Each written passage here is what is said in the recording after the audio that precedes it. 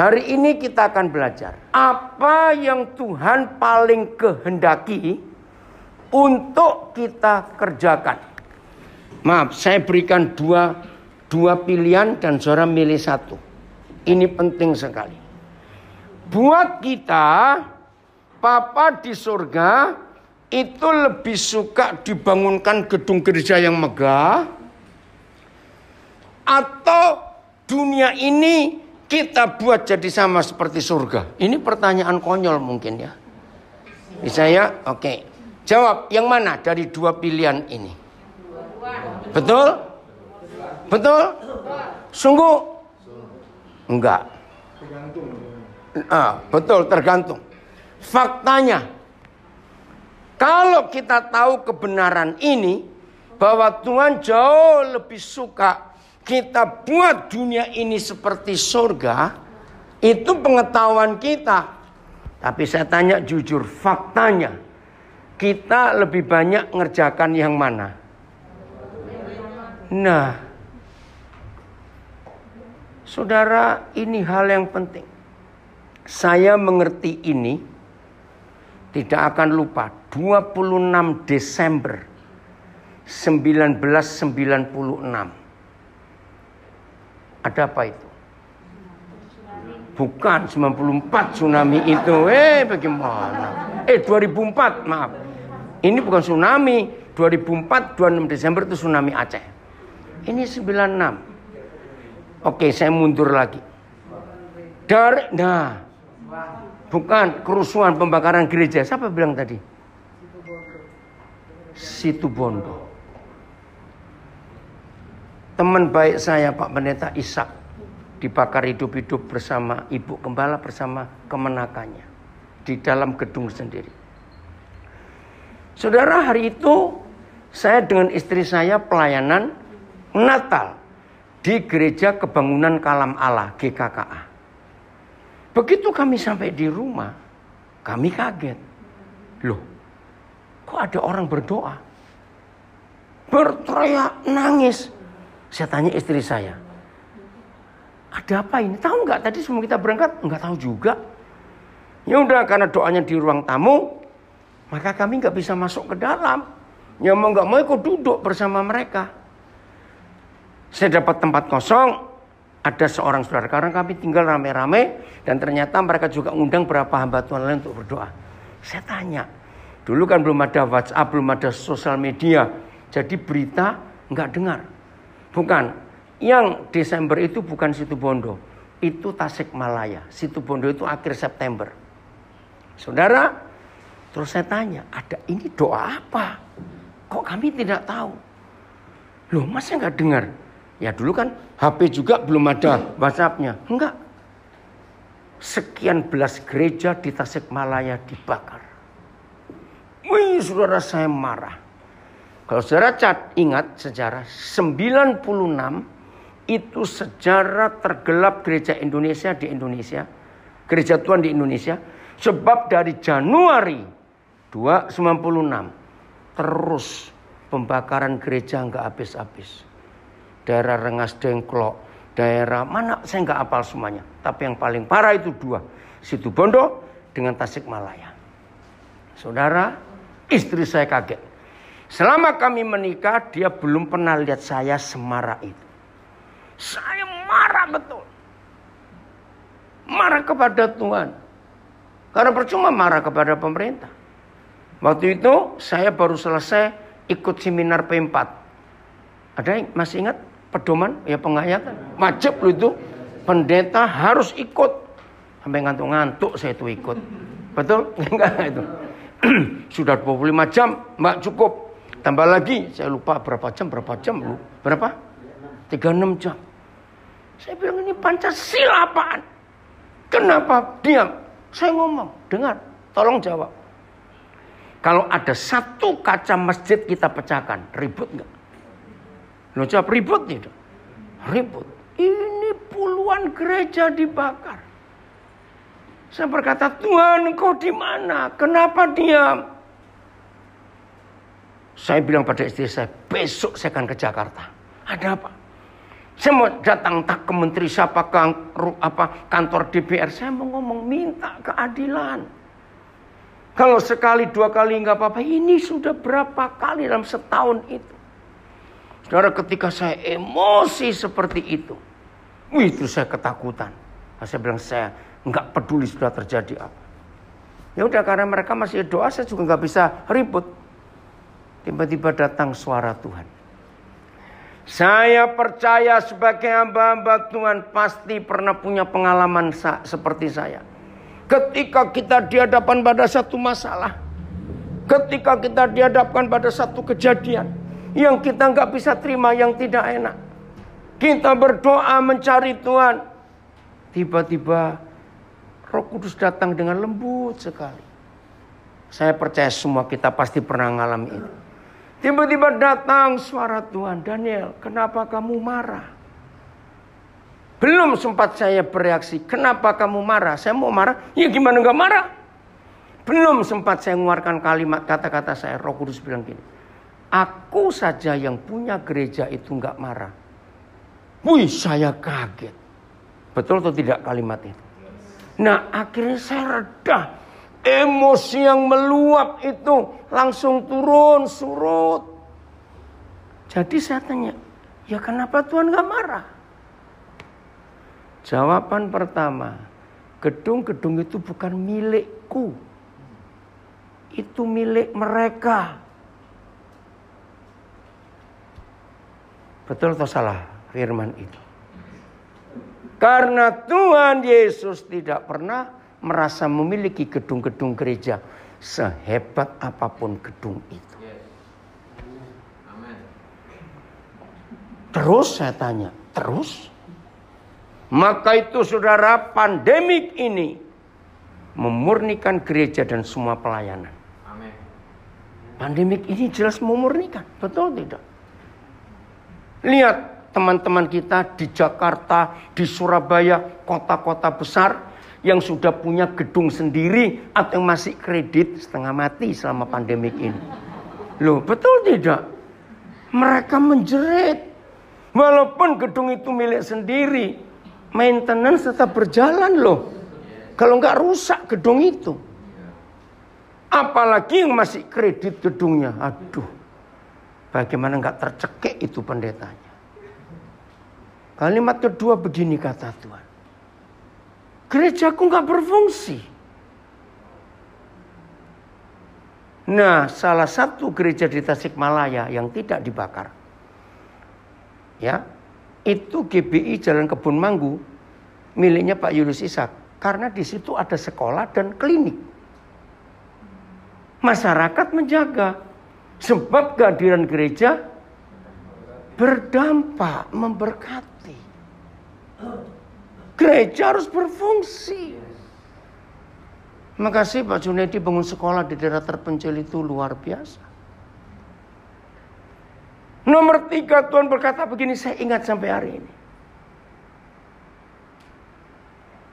Gerejaku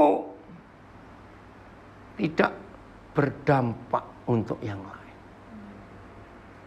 Sejak itu, konsep saya tentang gereja berubah. Apalagi selama pandemi. Puji Tuhan hari ini kita masih bisa berkumpul. Betul? Di banyak tempat masih belum boleh loh. Bandung saya tertutup lagi. Baru mereka mulai ibadah. Tertutup lagi Bandung karena ngeri. Surabaya tertutup lagi. Padahal sudah bisa buka. Karena arus dari Madura. Ingat hari-hari ini ya. Ngeri sekali. Gereja dimurnikan dalam ibadah dan pelayanannya dengan COVID-19 ini. Termasuk hamba-hamba Tuhan. Maaf, jangan tersinggung. Tahun 82 bulan Desember Roh Kudus memberi saya pertanyaan yang simpel, sederhana. Tapi itu saya pegang sampai hari ini. Daniel, jangan engkau sekali-kali melayani untuk hidup. Saya nggak ngerti. Itu pertama saya dengar suara itu. Tapi biar hidupmu untuk melayani. Nah, saya tanya. Oh, matikan cek. Sorry. Di masa pandemik ini, hamba Tuhan yang nomor berapa antara melayani untuk hidup dan hidup untuk melayani di masa pandemi ini yang eksis yang mana? Nah, jawab, yang mana yang eksis? Nah, yang hidup untuk melayani. Tapi hamba Tuhan yang pelayannya untuk hidup, nggak ada yang ngundang. Oh, nggak, amin. Loh, betul, nggak ada yang ngundang. Pandemik begini. Nah, kalau nggak ada yang ngundang, berarti nggak ada amplop. Loh, iya atau tidak? Saudara, maka itu ketika ada yang ngajak saya berdoa, ayo Koden, kita doa supaya pandemik ini pergi. Saya bilang, enggak, biarin, saya bilang gitu. Loh, karena kita dimurnikan. Saya pernah ngalami satu saat, maaf ya, siapa pernah ada di sebuah gereja yang kaya dan megah. Nah, di gereja itu kalau ibadah kayak di tempat show, ada kamera yang muter-muter itu loh. Tahu nggak? Ya tahu. Nah, suatu hari saya lupa, nggak tahu karena apa, saya bisa duduk pas di depan monitor kamera itu. Ya, saya santai aja. Tiba-tiba ada kejadian. Maka itu saya bersyukur. Ternyata pandemik ini pun memurnikan kita. Ibadah yang rame-rame seperti itu seringkali munafik, maaf saya. Karena hanya dilihat orang. Jadi saya lihat di monitor, ada 2 anak gadis duduk sebelah. Nah, saya bilang ini kameramannya kurang ajar juga.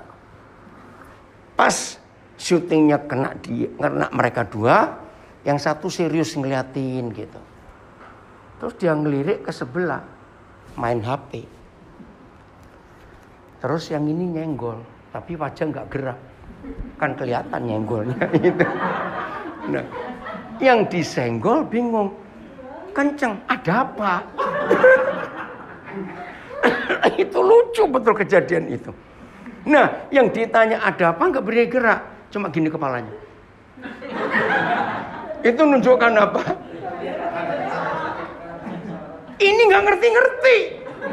Sampai 2-3 kali baru kamera kedengaran juga di monitor, saya tertawa nih.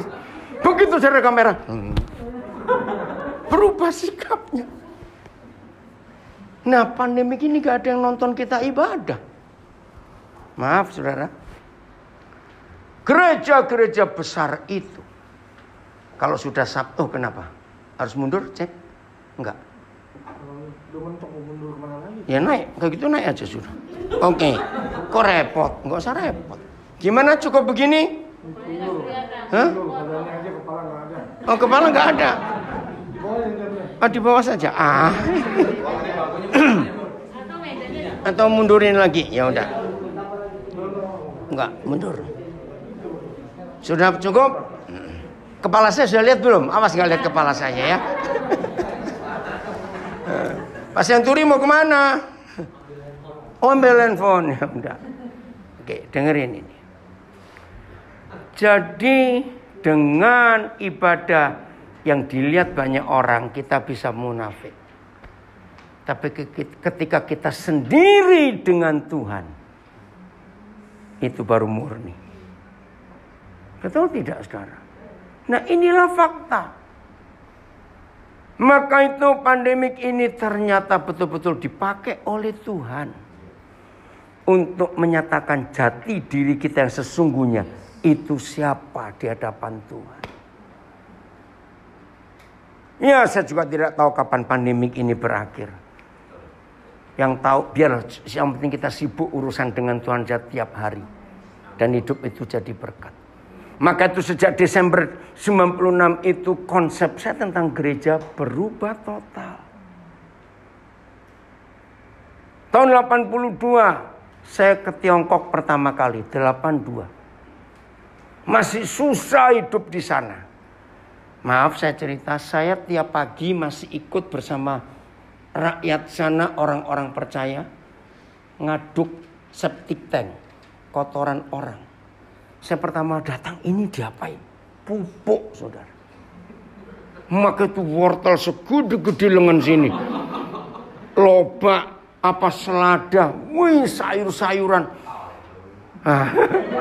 Begitu tahu dari situ mikir juga, tapi enak kok, betul, no? Serius. Nah, itu mereka pikul, itu hidup mereka. Kencing saja nggak boleh sembarangan ditampung di kaleng, karena untuk pupuk. Miskinnya luar biasa. Tapi gereja Tuhan nggak ada Alkitab, nggak ada alat musik, nggak ada pendeta, nggak ada gedung, tidak ada buku-buku rohani. Tapi pertumbuhan iman mereka luar biasa. Maka itu saya bersyukur. Tahun 82 punya kesempatan untuk ke sana. Waktu saya kembali Indonesia, dapat pengalaman. Wah, saya sombongnya waktu itu. Terima kasih Tuhan, saya dapat kesempatan ke Tiongkok. Karena zaman itu belum ada hubungan diplomatik. Komunis masih ganas sekali. Saya pertama disuruh ke sana takut. Wah, nggak bisa pulang ini. Kalau ketangkap, ketahuan gimana? Saya bilang, wah saya mau khotbah. Saudara tahu, selama segitu lama saya di Tiongkok, cuma sekali saya khotbah. Yang lain saya belajar dari mereka. Hidup iman mereka luar biasa. Nah, setelah saya balik lagi ke Indonesia, saya tuh mikir, Tuhan kalau saya punya uang banyak, saya ingin ajak teman-teman saya pendeta untuk bisa ke Tiongkok belajar tentang gereja Kisah Rasul. 100% mereka menghidupi 28 pasal Kisah Rasul. 100%. Luar biasa. Mereka kalau kebaktian tidak pernah tahu jam berapa dan di mana. Saya pusing. Pagi-pagi saya kisah, sore kita ada kebaktian. Wih, saya senang kalau dengar kebaktian. Kok nggak dikasih tahu? Jam 10 saya tanya, di mana? Belum tahu. Oh ya, mungkin jamnya bisa diganti. Agak sore jam 3-an, saya tanya, jadi nggak kebaktian jadi? Terus di mana? Belum tahu. Loh, saya mau maksa tanya, saya mikir, yang ditanya saya nggak tahu kok maksa, yang goblok siapa nanti jadinya? Begitu kira-kira hampir jam 6. Ayo kita berangkat. Ini pemimpinnya. Loh, berangkat kemana? Waktu itu kami di rumah kira-kira 9 orang. Nggak ada telepon, nggak ada tamu. Loh, berangkat kemana? Barusan ada yang ngasih tahu. Ya saya pikir saya lagi di belakang, ada tamu saya nggak tahu. Berangkatlah kami. Sampai satu tempat saya masih ingat, taman. Ya, taman kota. Ada bangku panjang. Begitu sampai sana sudah ada berapa orang kumpul. Begitu mereka kumpul, langsung mereka kasak kusuk, pegang pundak, gandengan tangan. Itu yang dilakukan mereka seperti surat-surat Paulus. Hendaklah kamu saling mendoakan, saling berbagi, saling memberkati, saling menguatkan, saling menghibur. Wih, rame. Saya cuma nonton aja karena saya nggak ngerti bahasanya. Nggak sampai 30 menit bubar. Karena kalau mereka kumpul lebih dari 5 orang, ada polisi lewat, langsung ketangkap. Kamu buat rapat melawan negara ya. Sadis, saudara. Waktu jalan pulang saya tanya, penterjemah saya itu orang dari Bandung. Yang tahun 60-an ikut pulang ke Tiongkok. Zamannya Soekarno dulu. Ya, itu bapaknya Yusuf Kala, Haji Kala yang jadi menteri. Minta orang Tiongkok pulang semua ke Tiongkok. Tahun 5960. Itu namanya peraturan pemerintah nomor 10 PP 10. Nah, dia penterjemah saya, jadi dia bahasa Indonesia. Namanya Yososui. Tadi katanya saya tanya jam berapa, nggak tahu di mana, nggak tahu. Lah kok tiba-tiba berangkat? Oh iya, saya lupa. Bapak orang baru. Iya memang baru. Tadi waktu jam 5 lebih, jam 6 kurang, Roh Kudus beritahu kamu kumpul di taman A, ada bangku. Hah? Bayangkan.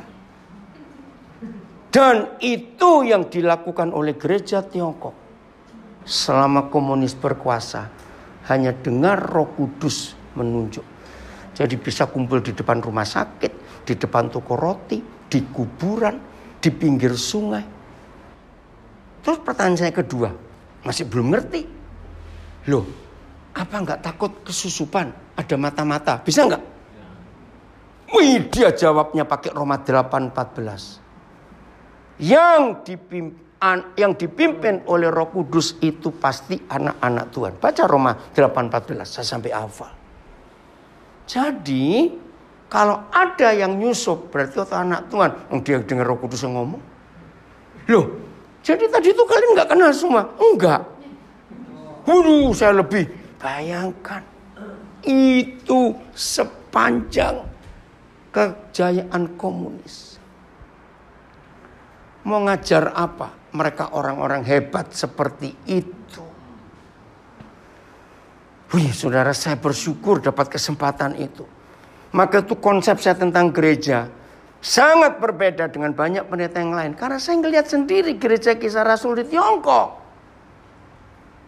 Masih ingat 1 Korintus 14 ayat 26? Apabila kamu berkumpul, hendaklah masing-masing mempersembahkan ini, mempersembahkan itu. Itu mereka pakai. Jadi kalau mereka tahu ada ibadah, langsung mereka masing-masing tanya, Tuhan, saya bawa apa? Mereka tanya. Ada yang bawa roti, ada yang bawa sandal, bawa baju, ya, bawa ayam hidup. Di situ saya melihat pasti ada yang membutuhkan. Nah, yang unik itu satu kali saya di rumah satu keluarga mau berangkat, dia bawa minyak gosok. Obat Cina itu ya, yang botol. Dan nanti saya mikir, ngapain bawa minyak gosok? Ya udah, pasti ada yang butuh. Begitu mereka kebaktian, ada yang tanya, aduh, tadi siang anakku ketangkap polisi digebukin karena dia kelihatan mendoakan orang. Bengkak-bengkak dia. Ada yang bawa minyak gosok enggak? Ini, saudara bayangkan. Wih, saya merinding betul.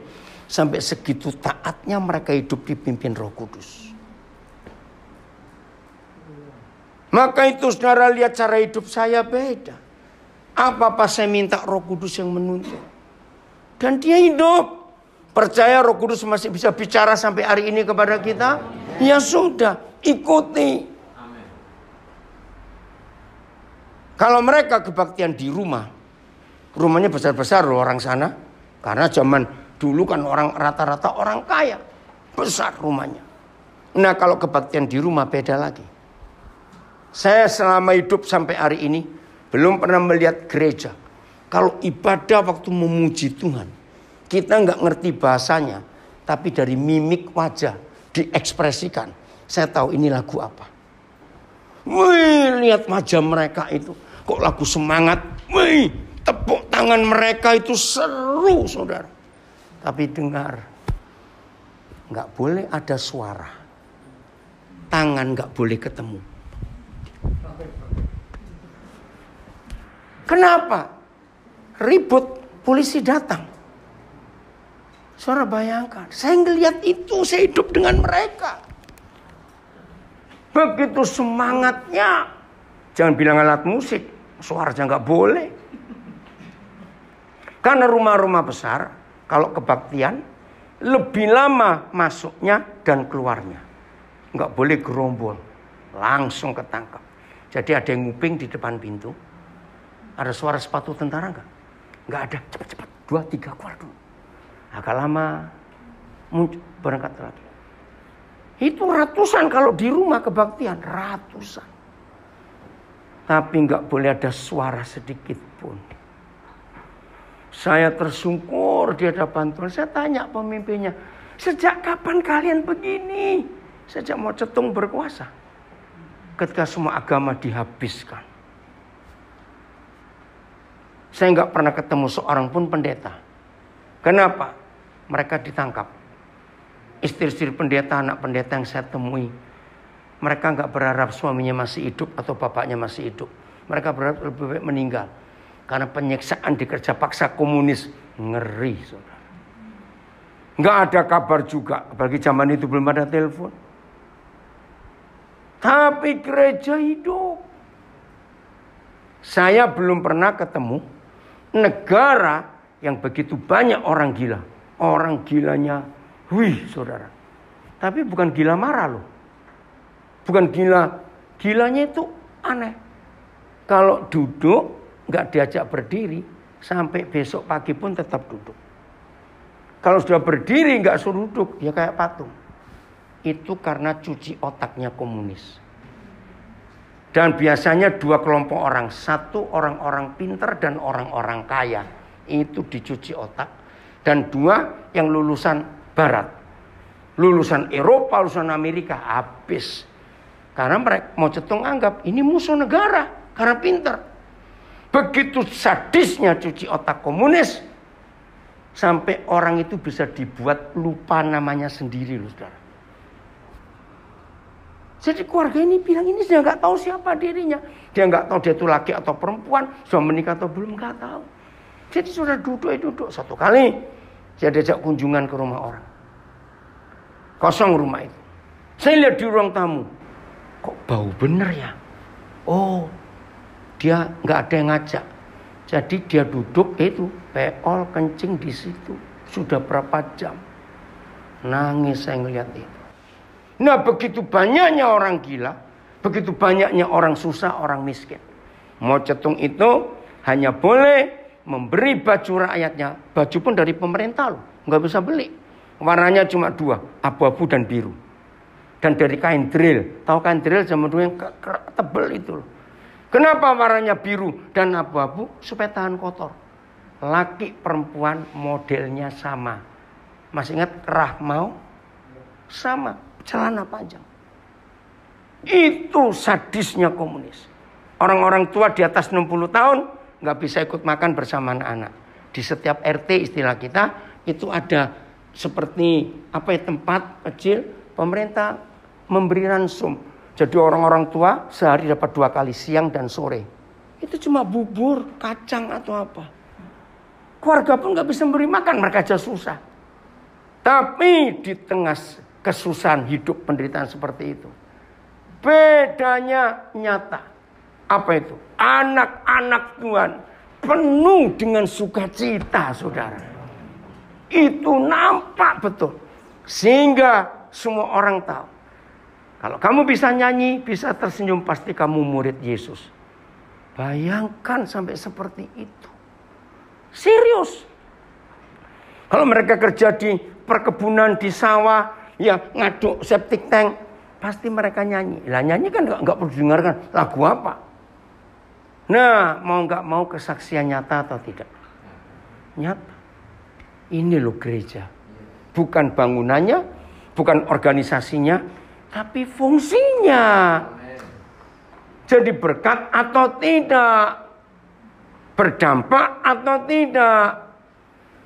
Mari kita buka Wahyu 21. Ayat 3. Wahyu 21 ayat 3. Ayo kita lihat. Maka itu sampai hari ini saudara, saya nggak pernah sibuk dengan gereja gedung, gereja organisasi, tidak. Ayo kita jadi dampak dalam hidup. Wahyu 21 ayat 3. Baca. 1, 2, 3.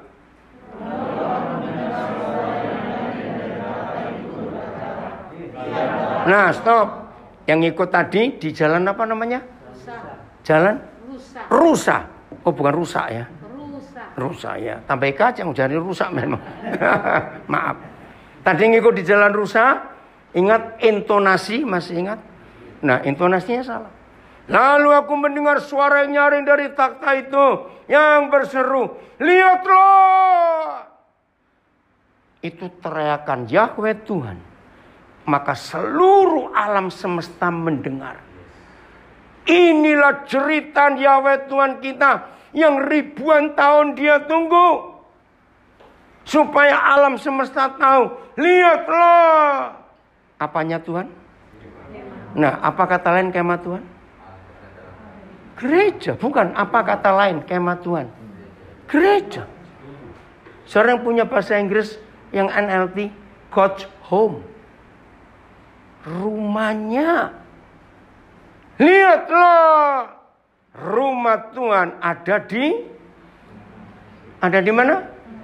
Di tengah-tengah manusia. Maafkan saya. Gereja yang ada sekarang melanggar ayat ini. Apa kata lain? Lihatlah, rumahku, gerejaku ada di tengah-tengah manusia. Itu kondisinya seperti apa? Ayo coba mikir, di tengah-tengah manusia. Ayo. Saya pakai pertanyaan, eksklusif atau inklusif? Terbuka. Gereja semuanya nggak begitu, cenderung tertutup. Supaya yang luar nggak lihat ada apa di dalam. Padahal yang Papa mau, gereja itu harus melebur di tengah-tengah manusia. Sebab gereja itu garamnya dunia. Amin. Fungsi garam itu adalah memberi rasa. Cara kerjanya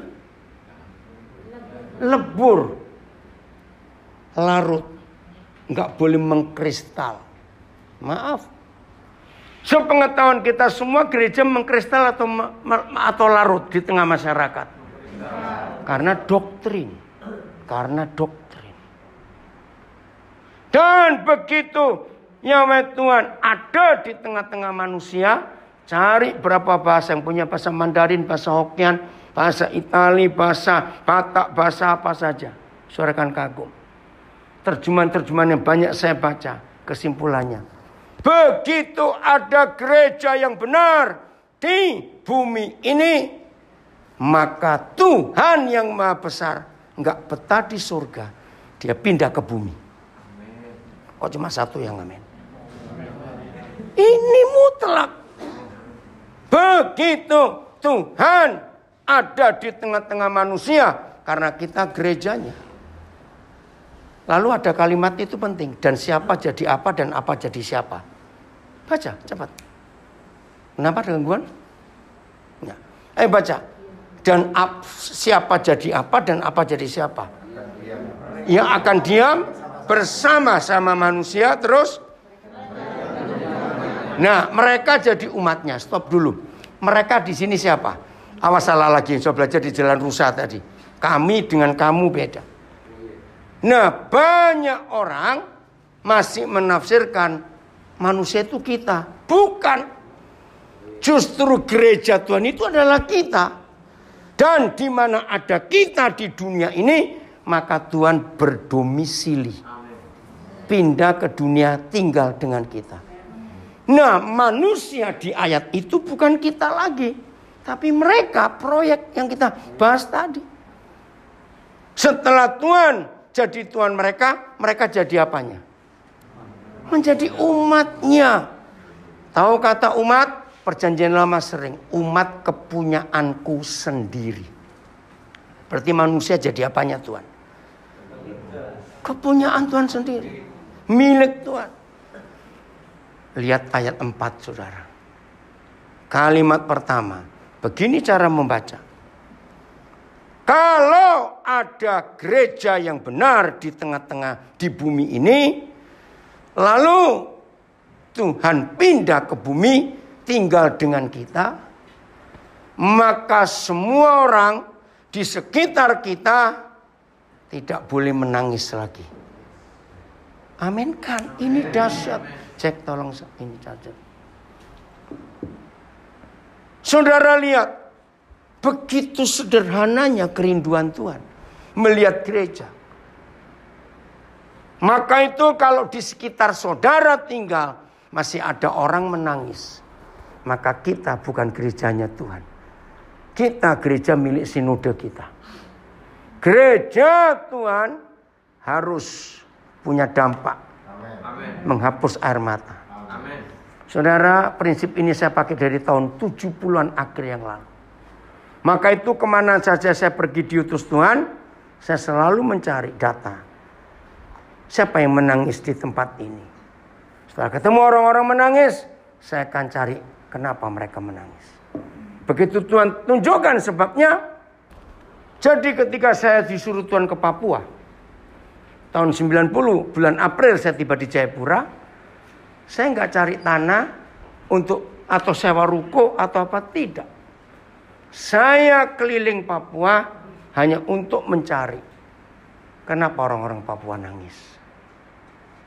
Tuhan menghadirkan dirinya lewat gerejanya untuk menghapus air mata semua orang yang sedang menangis. Itu pelayanan manusiawi enggak, saudara? Menghapus air mata orang. Akhirnya saya tahu Papua menangis karena mereka tinggal di tanah yang kaya, tapi nggak bisa ngelola kekayaannya sendiri. Sehingga mereka jadi budak di tanahnya sendiri. Jadi mereka perlu pendidikan. Maka Tuhan suruh kami buka sekolah berpola asrama sejak TK. Wah, itu yang protes luar biasa. Saya sampai dipanggil ke kantor dewan Karena nggak manusiawi. Anak-anak masih kecil bapak asramakan, bapak pisahkan dari orang tua. Tuhan sudah beri saya jawaban. Kalau tidak, nggak akan maju. Maka itu tahun ini tahun ke-26. Nanti tanggal 16 Juli bulan depan. Kami mensyukuri 26 tahun pelayanan ini. Dan belum ada lembaga atau gereja atau LSM atau siapa saja yang bisa membuat pelayanan ini. Bukan cuma masalah biaya, sulitnya didik anak Papua, maafkan saya. Dan harus dari TK, dicabut dari akarnya. Hidup dalam suasana yang benar. Maka itu baru kami, ini anugerah Tuhan. Dan sekarang, apa yang Tuhan kerjakan lewat kami, itu jadi contoh buat banyak orang. Nah, itu dampaknya. Jadi gereja itu harus punya dampak dalam menghadirkan. Jelas saya sampai di sini. Nah, begini kesimpulannya. Kalau ada orang mati bunuh diri, berarti orang itu punya masalah tidak? Jelas. Maka yang wajib dan patut disalahkan adalah murid Yesus, orang Kristen yang paling dekat dengan rumah korban. Kenapa? Ayo jawab, kenapa? Ayo dengan ayat 4 ini loh, Wahyu 21. Kalau ada orang mati bunuh diri, yang wajib dan patut disalahkan adalah orang Kristen yang dekat dengan rumah korban. Karena? Iya. Mereka nggak peduli, orang ini nggak tahu kalau di dekat rumahnya ada jalan keluar. Segitunya Roh Kudus menemplak saya. Ingat kemarin malam kita belajar doktrin yang benar adalah doktrin doa Bapa kami. Bagaimana surga datang? Dengan cara orang tidak boleh masuk lupa semalam. Enggak boleh lapar lagi. Beri makan. Dan perdamaikan semua orang. Dan ampunilah kesalahan kami. Seperti kami mengampuni orang bersalah pada kami. Artinya membawa damai. Itu surga. Saudara ingat gak? Satu-satunya ayat dalam seluruh Alkitab yang memberitahu kapan kita disebut anak-anak Tuhan. Itu cuma satu ayat. Bukan karena kita rajin berdoa, bukan karena kita rajin puasa, bukan karena kita hafal ratusan ayat Alkitab, bukan karena kita sering khotbah, bukan karena kita rajin memimpin persembahan, tidak. Cepat buka Matius 5:9. Tidak ada ayat lain di seluruh Alkitab yang memberitahu kita kenapa kita disebut anak-anak Tuhan. Ternyata itu doa Bapa kami. Yang gak hadir kemarin malam, saya ingin tambahkan. Doktrin tunggal kerajaan surga adalah doa Bapa kami. Jangan lupa itu. Yang lain doktrin buatan manusia, walaupun pakai Alkitab. Apa bedanya doktrin tunggal dengan doktrin gereja? Bedanya cuma satu. Doktrin gereja pasti memecah belah. Betul atau tidak? Maka itu kita kemarin belajar. Beritakan Injil kerajaan. Bukan Injil Katolik, Injil Pantekosta, Injil Baptis, Injil Advent, Injil GBI Rock, Injil GBDI, Injil apalagi. Tidak. Beritakan Injil kerajaan itu. Dan Injil kerajaan itu ada di doa Bapa kami. Setelah memberi makan orang, masih ingat setan ada di mana? Bukan, setan ada di orang lapar. Betul nggak? Matius 4 ayat 2 dan 3. Nah, sekarang lihat ayat ini. Baca Matius 5:9. 1, 2, 3.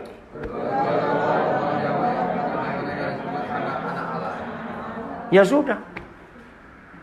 Satu-satunya tanda, satu-satunya ciri, satu-satunya kebenaran yang memberitahu kita kapan kita disebut anak-anak Tuhan. Ketika kita membawa damai. Arti lain apa membawa damai? Enggak punya musuh. Dan kalau ada orang bermasalah, kita damaikan. Itu doa Bapa kami. Dan ampunilah kesalahan kami. Hebat enggak firman ini, saudara? Ini yang kita kerjakan. Sudahlah, jangan sibuk dengan doktrin yang lain, sudah. Kerjakan aja doa Bapa kami. Ini yang luar biasa. Sekarang kita akan bongkar satu ayat ini. Kejadian 2 ayat 8. Ayo kita bongkar Kejadian 2 ayat 8. Pulang dari pertemuan ini, saudara dan saya harus menggenapi Kejadian 2 ayat 8. Kemana ini Pak Eri sama Pak Hagai? Oh, ambil kunci, kok dua-dua keluar. Oke, ayo Pak Eri, mana Pak Hagai? Oh, Pak Hagai pulang. Oh, ya. Saudara, inilah firman yang kita harus dengar. Kita baca sama-sama. Kejadian 2 ayat 8. 1, 2, 3.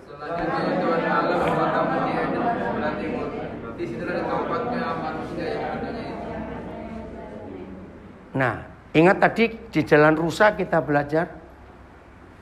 Firman itu bukan diajarkan, tapi dihidupi. Aku cuma satu yang ingat. Yang lain gimana ini?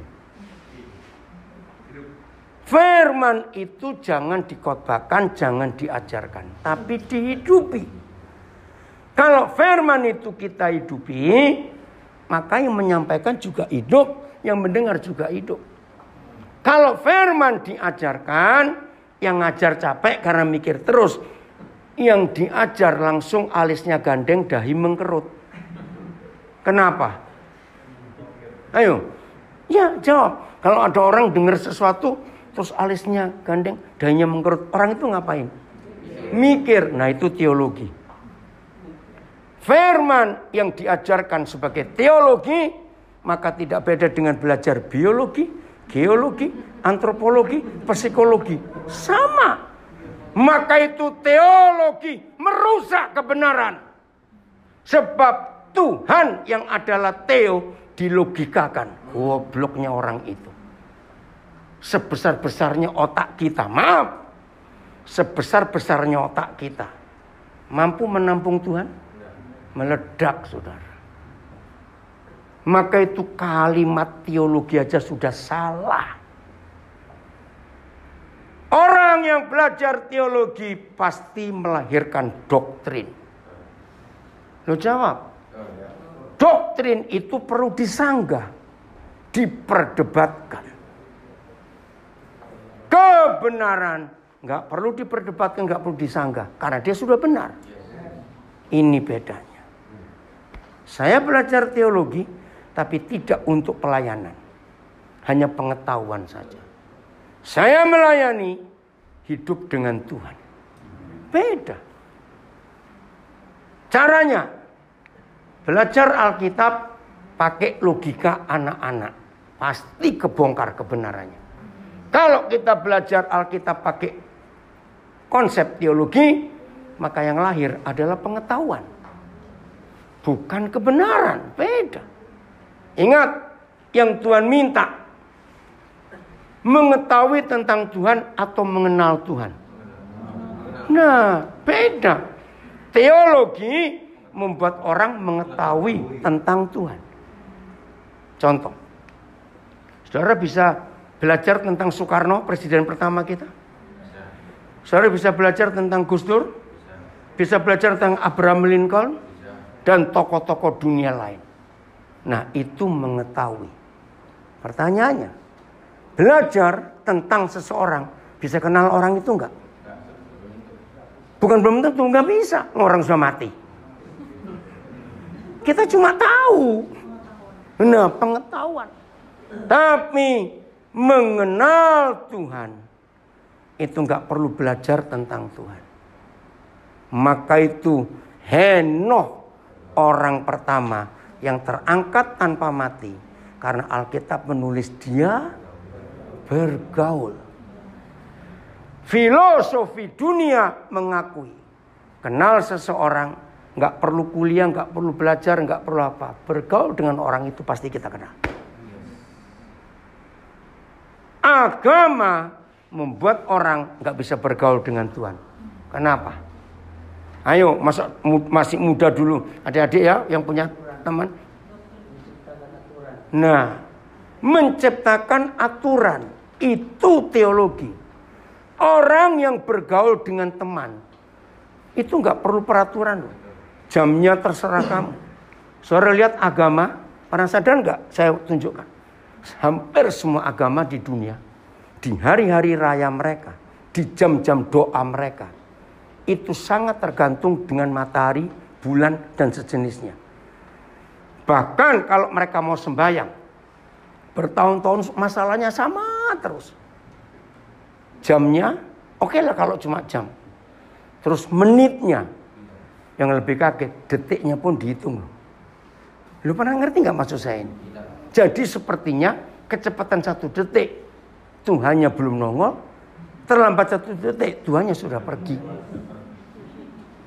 Lu ngerti nggak istilah ini? Itu agama.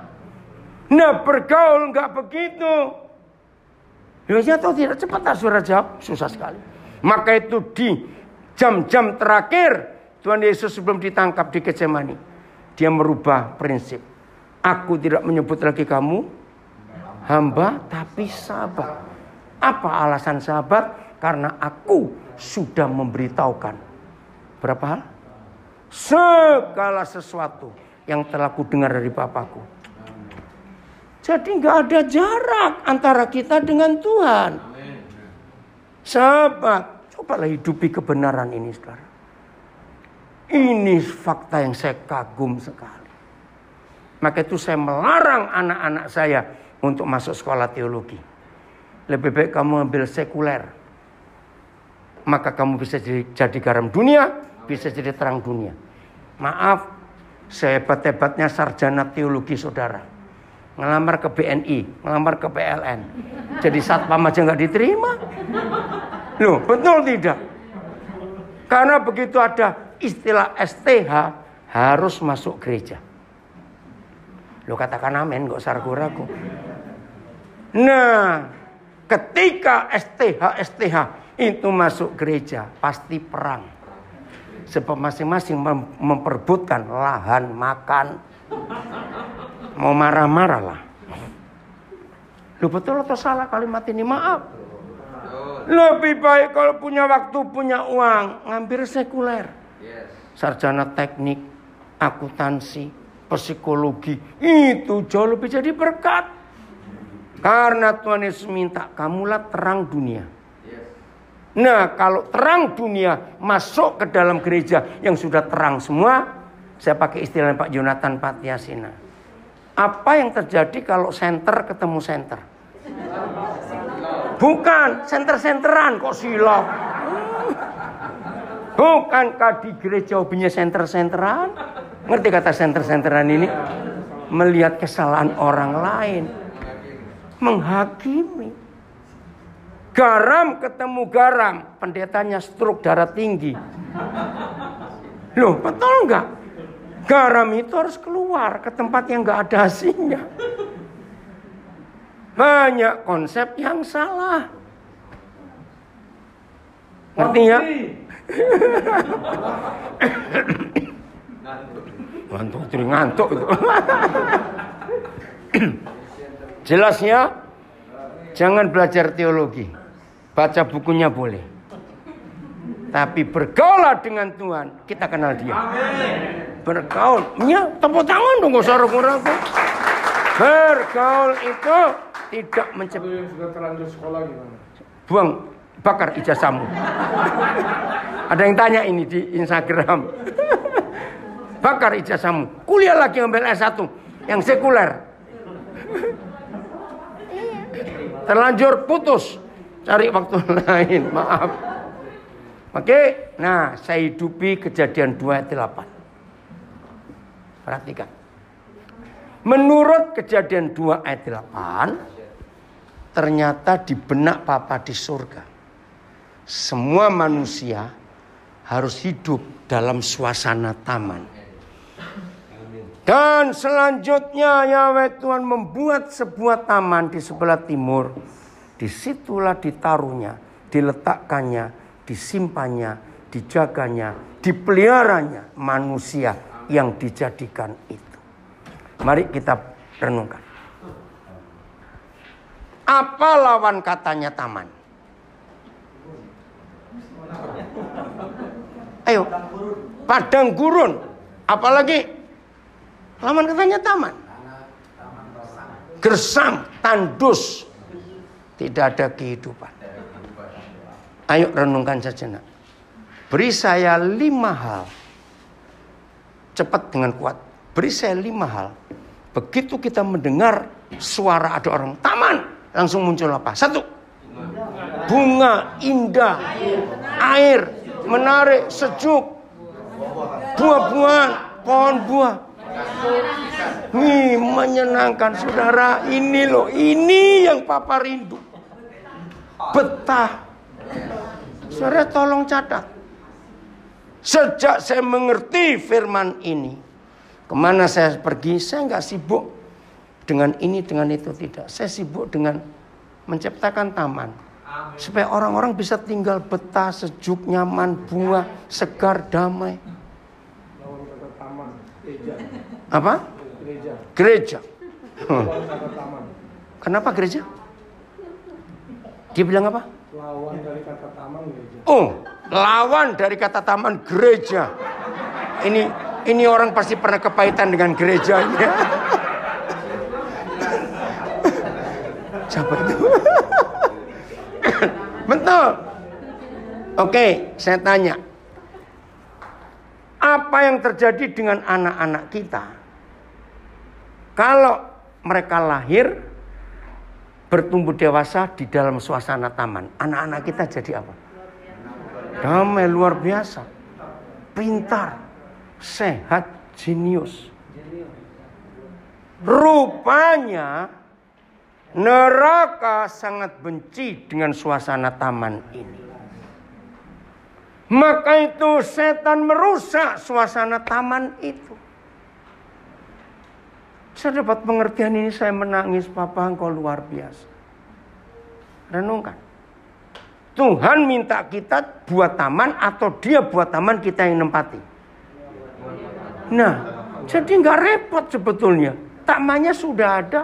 Kita tinggal nempati dan mengelola, merawat. Saya tanya itu. Maka itu yang ikut saya 2 hari ini, yang baru tahu, lihat kalau saya ngajar, cara menghidupkan ayat dengan banyak bertanya. Dengan mencari kesamaan, kalimat ini, kata ini, apa kata lainnya. Lawan katanya apa. Nah, ketika sampai pada pertanyaan, terima kasih Tuhan. Papa memberi kami kebebasan untuk mengelola taman itu. Pertanyaannya, untuk mengelola taman itu perlu alat-alat enggak? Sangat perlu. Ternyata Taman Eden ini hanya perlu 1 alat, enggak perlu banyak. Saya kaget waktu Roh Kudus memberitahu. Saya tanya, Papa, apa alatnya? Tolong catat. Mengampuni. Hah? Cuma segitu? Iya. Waktu itu saya belum menikah, jadi saya nggak tahu. Ternyata, makin yang belum menikah buka kupingmu baik-baik. Menikah, pesta, gampang, nggak punya duit ngutang, jagain amplop nanti. Maaf saya ngomongin. Tapi membentuk rumah tangga itu nggak boleh ngutang. Betul? Repot suami istri. Maka itu saya tanya kemarin malam, saya tanya di sini, yang kemarin malam hadir nggak usah jawab. Yang tidak hadir kemarin malam. Yang belum menikah, buka kupingmu. Coba yang belum menikah tarik kupingmu salah satu. Supaya dengar, yang belum menikah, oke? Nah yang sudah menikah jawab yang kenceng. Ternyata di dunia ini, kalau ada 2 orang yang rajin saling menjengkelkan, itu pasti suami istri. Betul atau salah? Coba jawab. Lu kok ragu-ragu jawabnya, apa sih, takut istrinya itu. Serius. Ternyata suami istri adalah 2 orang yang sering saling menjengkelkan. Ya atau tidak yang ngaku, yang sudah menikah. Nah itu dia. Nah dengan dibuat suami istri saling menjengkelkan, maka taman itu rusak. Taman itu rusak. Wih, ngeri saya. Maka itu gampang sekali iblis merusak Taman Eden. Kalau Taman Eden dirusak, pasti jadi Taman Edan. Loh ya toh, gampang saja. Maka itu suami istri supaya taman kita tidak rusak. Saling mengampuni dan tiap saat mengampuni. Tepuk tangan dong, itu luar biasa. terus berdamai. Maka kita akan disebut anak-anak Tuhan. Maaf, saya ingin tanya, siapa di sini bisa bahasa Mandarin? Ada? Oke, tolong saudara cari di Google, lalu klik bahasa Mandarin taman. Itu ada tulisannya. Ya, siapa yang keluar tadi di situ? Ada yang keluar? Siapa tadi? Enggak apa-apa dah, Mbak Tanto. Ya. Taman itu luar biasa dalam bahasa Mandarin. Coba cari di Google, ya. Di situ pun dicarikan cara menulisnya. Cara menulisnya itu garis kiri ditarik titik dari bawah naik. Oke, kira-kira aja nggak usah terlalu panjang. Setelah titik selesai di bagian atas ke kanan. Ini lebih pendek. Nah itu adanya. Ada cara nulisnya.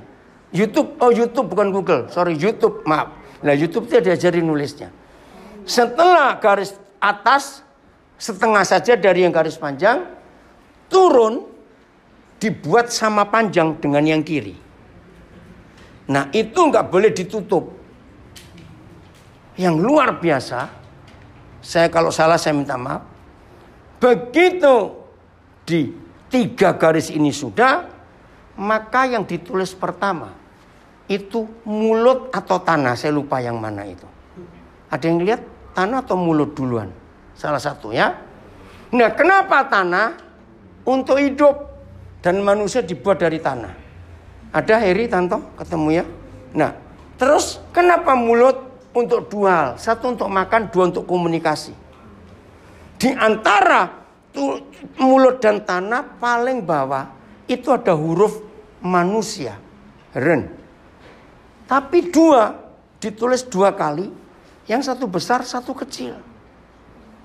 Siapa itu? Suami istri.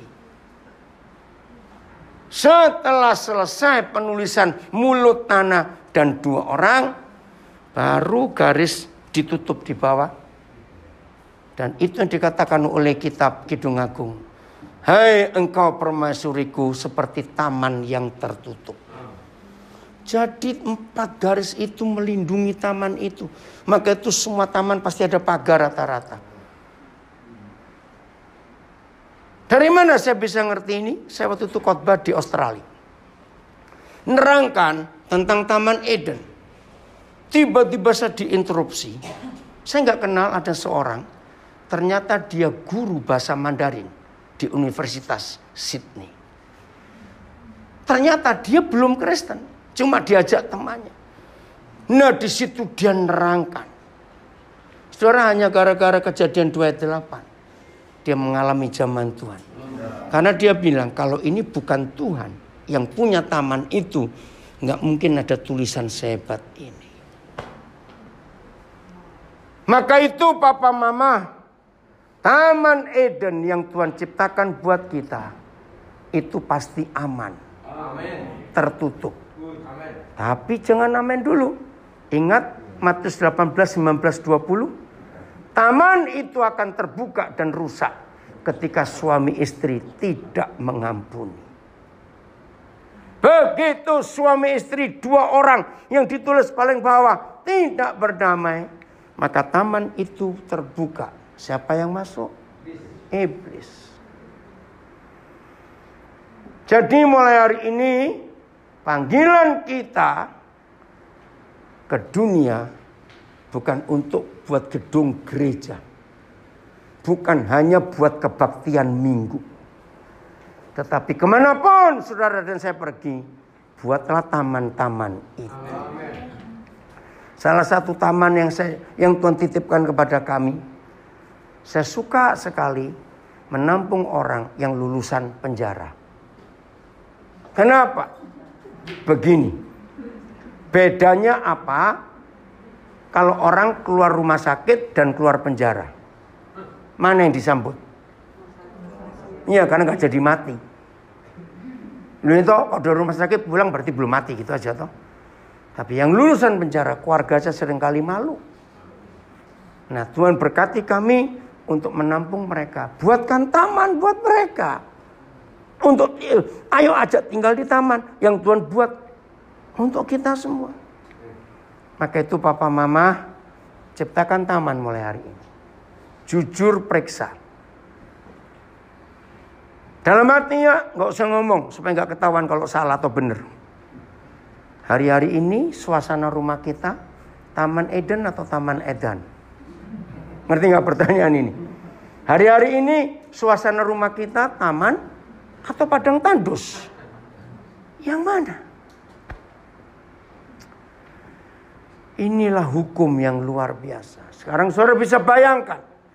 Kalau semua kita murid-murid Tuhan Yesus, kemana saja kita pergi menciptakan taman itu, dunia jadi surga enggak? Dengan sendirinya.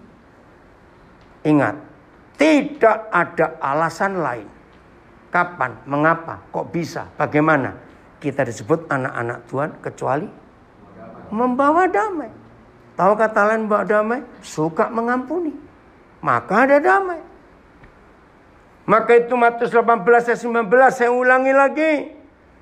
Dan lagi aku berkata kepadamu, sesungguhnya kalau ada dua orang di bumi ini sepakat minta apapun juga, permintaan mereka akan dikabulkan.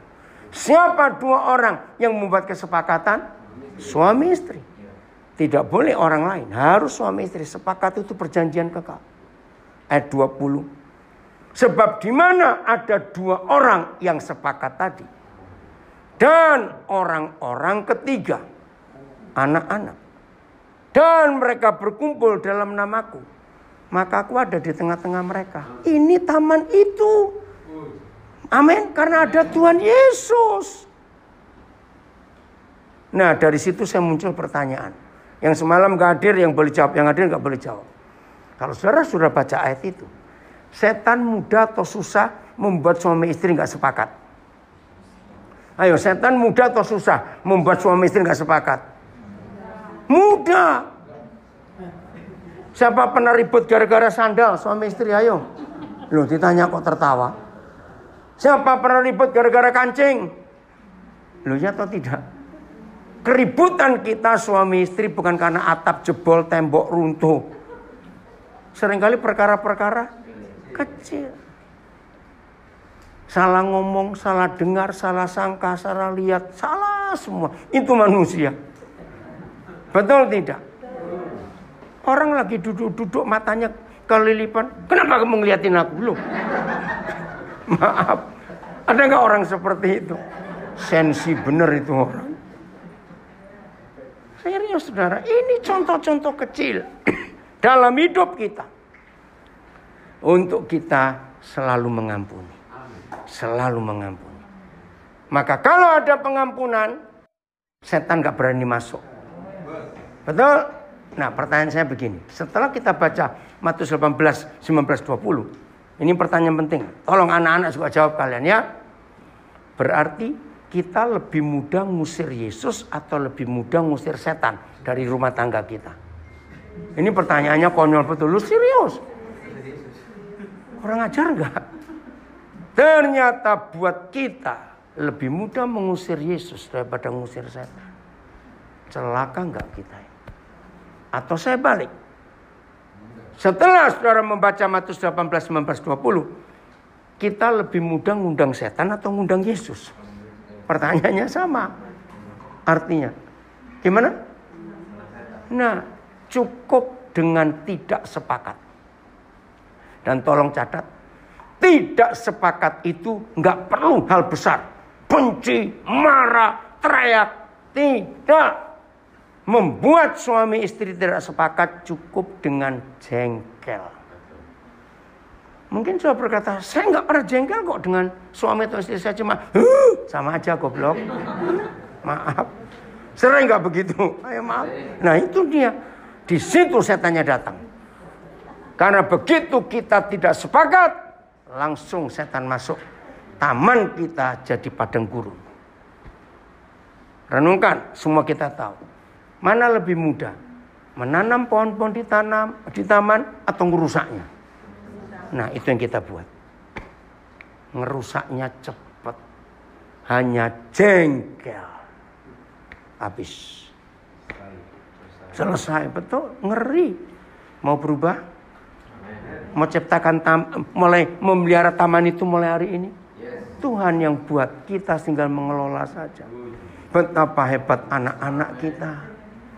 Bersama keluargaku melayani Tuhan. Bersatu selamanya mengasihi Engkau. Tiada yang dapat melebihi kasih-Mu ya Tuhan. Bagi kami Engkau segalanya.